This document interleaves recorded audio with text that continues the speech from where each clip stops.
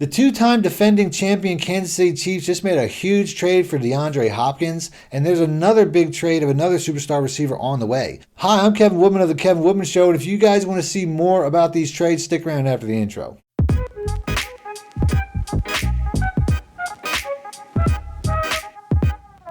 Hey, what's going on? Welcome to the Kevin Woodman Show. This is my first video on this channel. If the background looks kind of professional, it's because I'm using a background from a previous channel that I do because, you know, YouTube is my job. This is just the first video for this channel. So if you guys appreciate this, or if you like this video, please be the first subscriber, or the first 2 subscribers. I really appreciate that. Other than that, let's get right into the NFL news. Now, Deandre Hopkins was traded to the Kansas City Chiefs. I'm going to give you guys the information you guys need to know about that, whether you're a Titans fan or whether you're a Chiefs fan. I'll give you guys the compensation. We'll go and start off with that. But first, let's talk about Deandre Hopkins. This is a guy here who's in his, he's 32 years old. He's been in the league for probably close to a decade. And he hasn't really put up the best stats over the last couple years, but that might be because he hasn't really played in a consistent system or with a very good quarterback. Nowhere near the offensive system of Andy Reid, or the quarterback play of Patrick Mahomes.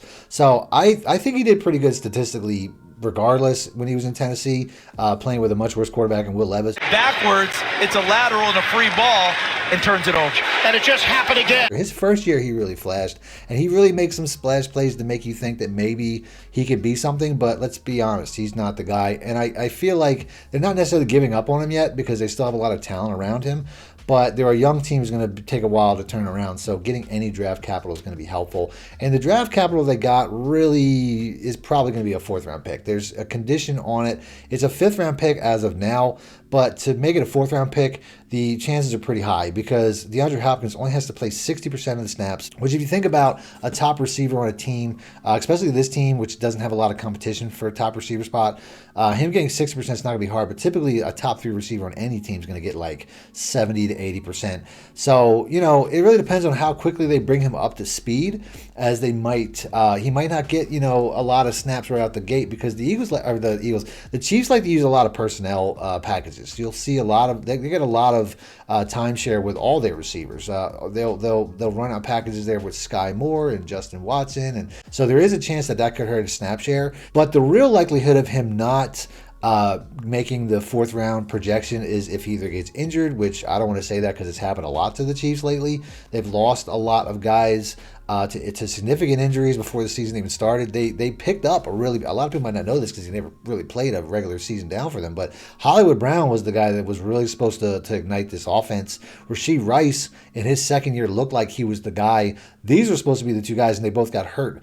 Rashee Rice obviously being a season-ending injury, which prompted this, and as well as Hollywood Brown, which there are reports that just came out as they made this trade that he could be back for the playoffs with that shoulder injury. So obviously they're playing the long game here. And then they also have Juju Smith-Schuster, who they won a Super Bowl with, largely because of him, because he was the receiver that was called on that holding. James Bradbury, they're going to say he grabs him. He's got his left hand on his back. I don't know. Mike, listen. That basically sealed up the game against the Eagles.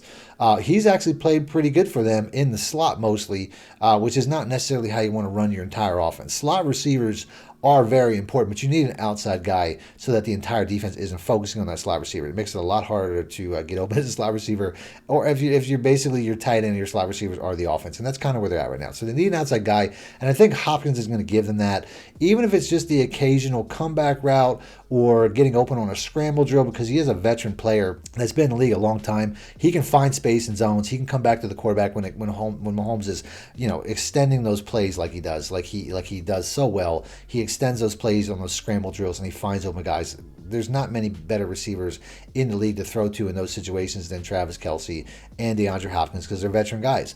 And when it comes to, I know, you know, DeAndre Hopkins is getting older. He's 32. Typically over the hill, or when people become a little bit conscientious about maybe not extending a contract over players, is that 30-year mark. That over the hill age is typically 30, especially when it comes to running backs. But when it comes to receivers who aren't taking as much contact, and their game isn't based on speed like DeAndre Hopkins' game is not. His game is based on route running and hands. The guy has some of the best hands in the entire league, and that's not going to deteriorate once you hit 30 years old. So I still think that he's going to be a very good player for the Chiefs. I just don't think he's going to give them the explosiveness that they want, because they want to stretch the field. They want to show off Patrick Mahomes' arm He has one of the best deep throwing arms in NFL history, and that's where they want to live. They want to live in an explosive offense, stretching the field so the guys like Kelsey and Juju Smith-Schuster can get open underneath. And I don't think Hopkins is necessarily going to do that, but he gives you a better option deep. And Worthy can still do that until Hollywood Brown gets back. Whenever Hollywood Brown gets back, you're going to see that offense get back to that. They still have McCole Hardman, too, who has a lot of speed. But let's be honest, he's not a very good receiver. They know that. They've been around that guy long enough that they know that he's really just a return man at this point. But they do still have options. So I do think that Hopkins is going to give them consistency, and it'll help them get to a point where they're going to continue to win games, as they're already 6-0. I think another way that they might that he might not make that 60% is if they get to a point where they win enough games, because the AFC.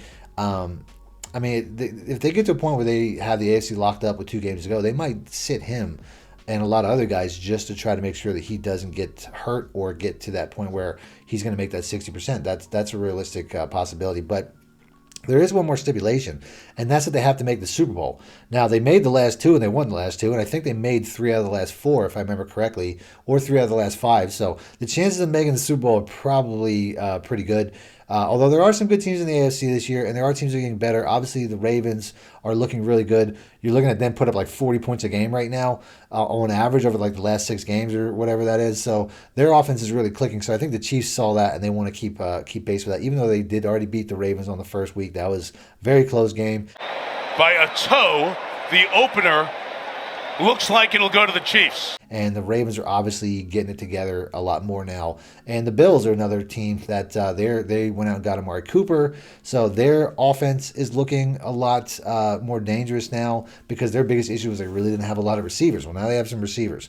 So there is competition in the AFC. It's not a guarantee, but it's happened so much. The Chiefs are going for a three-peat for a reason. They have a great offense, a great defense, a great quarterback, a great coach, everything.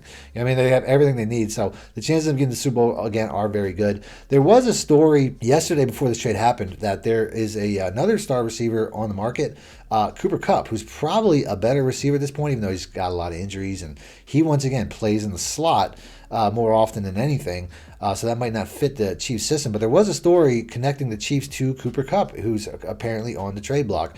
Now, Cooper Kupp makes way more money. When he signed that contract, it was the richest contract in NFL history as far as receivers concerned. So there's some contract stipulations there that made that kind of unrealistic.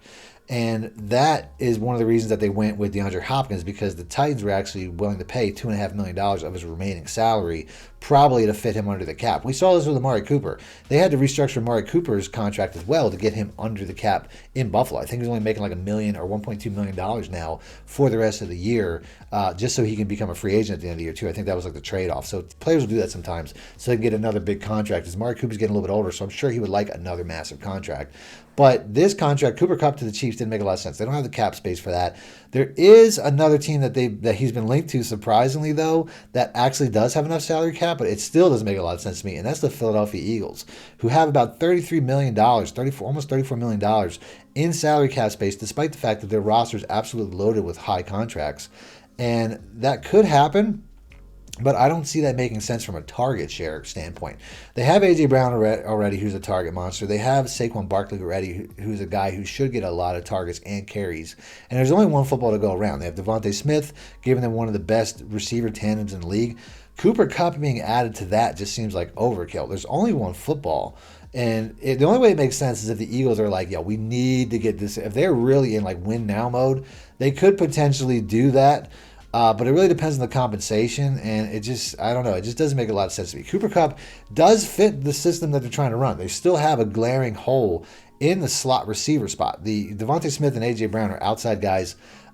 They don't really have a slot receiver. They tried to solve that with Jahan Dotson. They traded a third-round pick to a division rival to try to bring in Jahan Dotson before the season started, but he's done nothing for them. Even with A.J. Brown and Devontae Smith missing a lot of games, he's done absolutely nothing for them, but I just can't see them swallowing a third-round pick like that. They just gave up a third-round pick for this guy to try to solve their slot receiver position, and he does fit the bill. He just hasn't gotten it done so far. I don't know what the issue is, but I don't know if going out and getting Cooper Kupp to fill that position. I mean, obviously it would make their offense just like a Pro Bowl squad at that point, because they also have Dallas Goedert. They got 3 or 4 Pro Bowlers on the offensive line.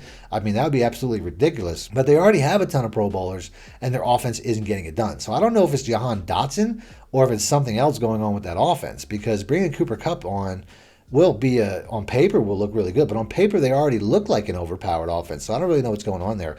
But I ultimately feel like this is just Howie Roseman being Howie Roseman. Howie Roseman, when he picks up the phone and asks what's the price on every guy that's available in the league, that's what he does. He's probably the biggest mover and shaker in the entire NFL. If there's anybody on the trade deadline that available that he thinks might help, he's going to pick up the phone and he's going to find out, because that's just what he does. He doesn't mind being in the reports. And I also feel like the entire league knows that, to the point where other teams use the Eagles and say, hey, the Eagles are looking at it, because they know that they are so aggressive and they make so many trades that they can try to drive up the price or make the market a little bit hotter by saying, hey, the Eagles are looking, because they always are looking.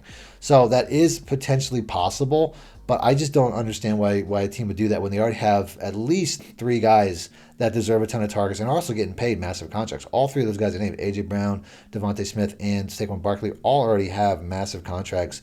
To bring another one on just would seem like overkill, but it wouldn't surprise me, because that's kind of what the Eagles do. I mean, Dallas Goedert target share would probably fall off the map. They probably would just use him as just a blocker, and he's injured right now anyway. So if they did make that trade before the trade deadline, which is November 5th, about 2 weeks away, it wouldn't surprise me. But at the same time, I just don't know if that's the smartest move, because they just made a trade. They're kind of throwing away draft capital like it's candy at a Halloween parade or something, because they traded a third for Dotson. He isn't doing anything. They traded a third for Kenny Pickett. He's not doing anything as a backup quarterback. He'll only do something if something happens to Hurts. So what are they going to do? I mean, they're just dumping draft capital. I really don't understand the value of that, because they don't have a ton left. I mean, they did before they made all these trades, but to trade another, I mean, I don't know what, based off of Deandre Hopkins getting traded for essentially a 4th, I would say that Cooper Kupp's value is probably around a 3rd, if the Rams are more interested in just getting that salary off the books, because it seems like that might be what they're more interested in doing, based off the fact that they're clearly rebuilding now. And Puka Nacua is basically the same position. They're both slot receivers. Once again, you don't want to run an offense with just slot receivers. You need outside guys. I also feel like their coach, who's a brilliant offensive mind, in Sean McVay, he's been on the book saying that he thinks he can make offense with anybody. I mean, that was basically the sentiment when they traded Jared Goff a long time ago, is that they thought that his offense was just so masterful that it really didn't matter who the players were. And it feels like that might be where he's kind of headed with Cooper Kupp, he's really expensive and he gets hurt a lot too. So when you already have a younger, more cost-controllable player in Puka Nacua, who's got 2 years left on his deal, and might be a better player at this point because he's taking way less damage, it's not a bad idea to get rid of him and try to get something on the outside a little bit better, because that's just kind of the better way to play in the NFL. You know what I mean? That's just the way to go. And I don't think the Rams are going anywhere, so that's not a horrible idea. There are a few more guys that CBS Sports insiders mentioned as potential trade candidates, but not nearly as big. Garrett Wilson is a name that actually came up in a graphic, which would really be surprising, once again, on a 2-year deal still, and very talented. I don't think that the Jets would move on from him because of a talent issue. I mean, he's still a really good player.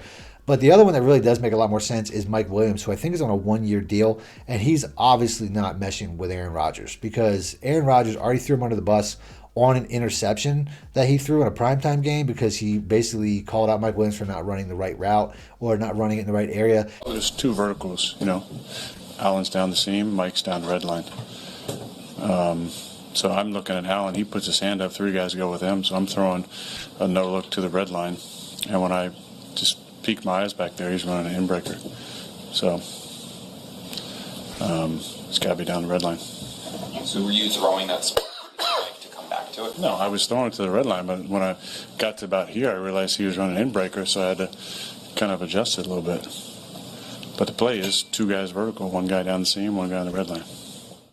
And if you watch the snap count going back through the year, in the first game, his snap count was really low, which lets you know that he's not really welcome there. If your quarterback doesn't want to throw you the ball, or he's not comfortable with you, there's no point in being there if you're a receiver. We're going to be there to block. So they just traded for Devontae Adams. It sounds good on paper. Once again, Devontae Adams, Garrett Wilson, and Mike Williams, 6'5", former high first-round pick. But Aaron Rodgers likes who he likes, and he likes to throw to the guys from Green Bay that he played with forever in Green Bay. So I'm going to go ahead and end the video there. I don't want it to be too long for my first video, but if you guys want to see more videos like this, like I said, please make sure to be a subscriber, as I will be doing more as NFL stories drop as we get closer to the deadline. And that's it. Thanks for watching.